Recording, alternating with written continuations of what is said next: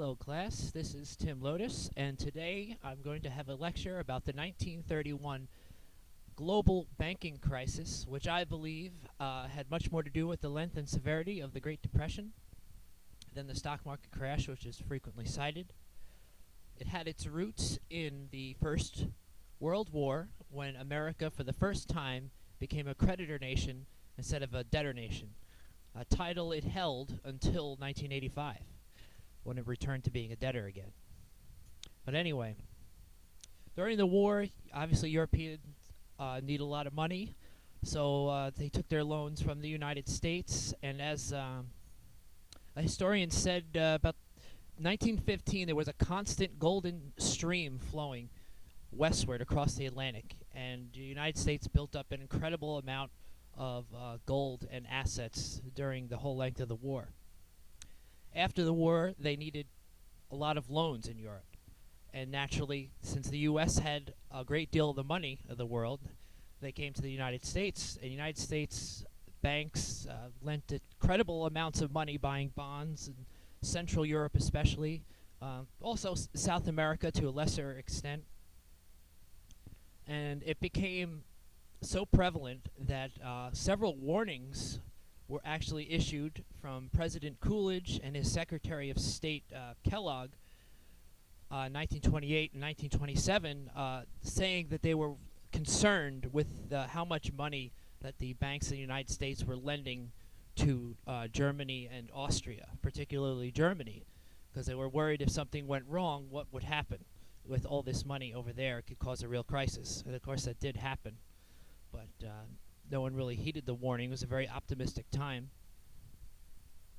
Hoover himself later on, when he was campaigning to try to get the Republican nomination in 1936, said it started with the Fed lowering interest rates in 1927. And he said they made lending too easy in this country. That, on top of the amount of loans we sent to Europe, was the heart of what would come to happen. And another factor which might have started the trend downward was in September 1929, just before the stock crash, the Bank of England greatly raised their interest rates because of inflation was taking off in Britain. This attracted a lot of American capital, and a lot of people took it out of the stock market and into that, which was part of the reason for the crash. But a very small number of Americans actually had money in the stock market. It was an upper middle class and upper class thing. A very small percentage actually was involved or had any significant amount of money that they lost.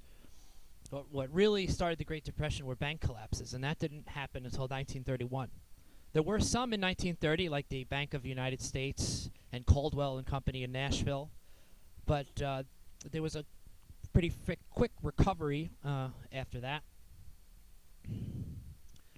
A very interesting book. Theodore Joslin, who was secretary to Hoover, wrote a book called Hoover Off the Record from 1934, and he talked about how Hoover and the Commerce Department had statistics showing that there was a great increase in activity during the first half, business activity that is, in the first half of 1931. There's a lot of statistics also I've looked up that showed that industrial capacity was increasing. There's certain factories in Massachusetts that were running at their highest level since 1929. But everything got derailed with the bank crisis that happened in Europe. It started with Austria, the Bank Auschwitz, which was like the Lehman Brothers that started it all, to compare it. What happened was Germany wanted a customs union with Austria. Of course, they really wanted a political union too, but it was barred by the Treaty of Versailles.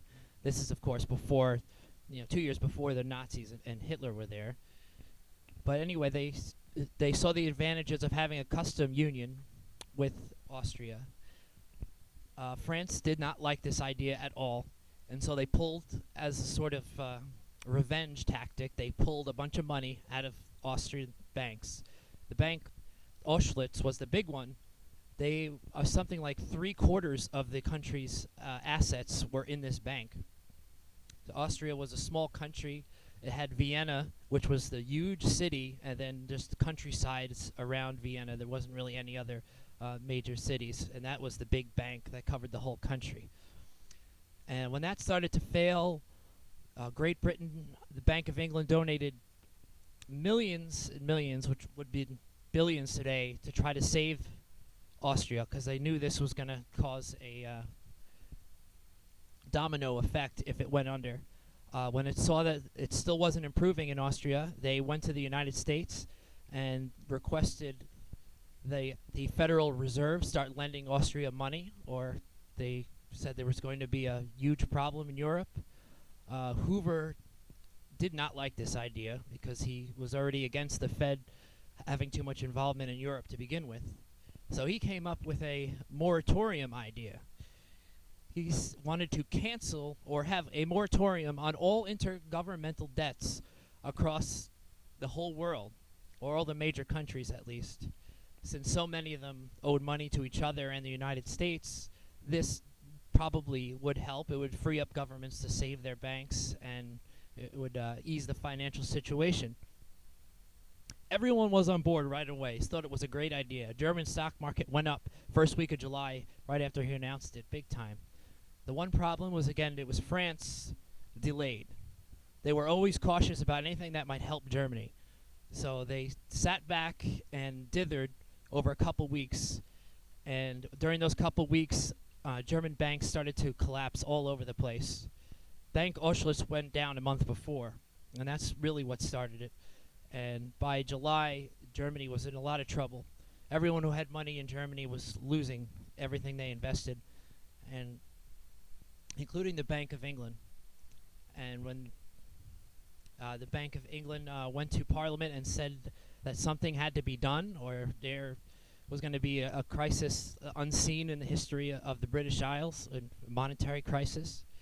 So there was a switch in the cabinet, and they decided that the only thing they could possibly do was to get off the gold standard, which was a big deal because the Bank of England was that was actually the biggest bank in the world at that time, and they were known as the one that everyone looked to in the world, the rock of stability in the financial system. And it took everyone by surprise. They didn't think Britain was going to take such a drastic what they saw was a drastic step. And this is what really caused a panic in the United States. This is when the first major bank panic, where everyone across the country started taking their money out of banks. It was mid-September when Britain left the gold standard, and the last 2 weeks of September, over $300 million in just 2 weeks was pulled from American banks. A lot of them small banks that went under. And this is when the unemployment rate skyrocketed in the United States. Before that point, for most statistics, the unemployment rate was under 10%, which is the norm in the post-World War II era. The two worst recessions, the ones in the early 80s and the one in the late 2000s, both the unemployment peaked at its worst point, I believe in October 2009 and October 1982, at 10% and 10.2%. 10.2 in 1982. That was as worse as it got. 1931, the unemployment rate in the United States went over 10%, and it stayed there until 1941 for a 10-year period. It peaked in 1933. The bank crisis never really went away. It just ebbed and flowed. And in 1933, the bank crisis was at its worst, and the unemployment rate they believe was around 24 or 25%. I mean, 1 out of 4 Americans who wanted a job couldn't get a job, and most of them who had them were part-time. And the unemployment rate stayed between 10 and 20% all through the 30s after 1931. But before that, it was under 10%. And wages and other factors were actually remarkably stable during 1930 and early 1931. There really wasn't much of a panic in the United States. You could see it through media and newspapers. People were expecting a recovery at any moment. They didn't think this was anything unprecedented. I mean, the stock crash shocked people for a little while, but then when the market, sort of stabilized in 1930, people thought things were about to get back to normal, and there wasn't really any panic. One of the top experts of the Great Depression is Ben Bernanke. Regardless of what you think of his politics and policies when he was at the Federal Reserve, he is a great he has great knowledge of the Great Depression. He wrote a lot of articles about it, and he cites three things as causing the severity of the Great Depression, and he doesn't mention the stock market crash at all as one of them. He didn't consider that the big thing at all. It was hyped in the newspapers. That was, and it was a flashy thing to talk about, but it wasn't actually a dramatic effect as what happened in 1931. First, he cites the Bank of the United States, which was a pretty big bank, collapsed in 1930. That shook the confidence that, it was a pretty big bank to lose, even though things recovered after that. And then he cites the loss of Bank Auschwitz and the cascade of bank failures in Europe as the second factor. And the third factor, which was the nail in the coffin, he said was Britain leaving the gold standard. And because that just panicked the whole world, and people realized this was really a severe crisis that was happening.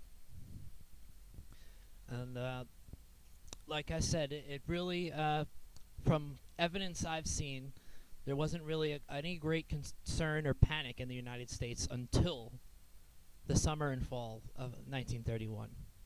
And in that fall, Hoover gathered all the top bankers in the country in a secret meeting.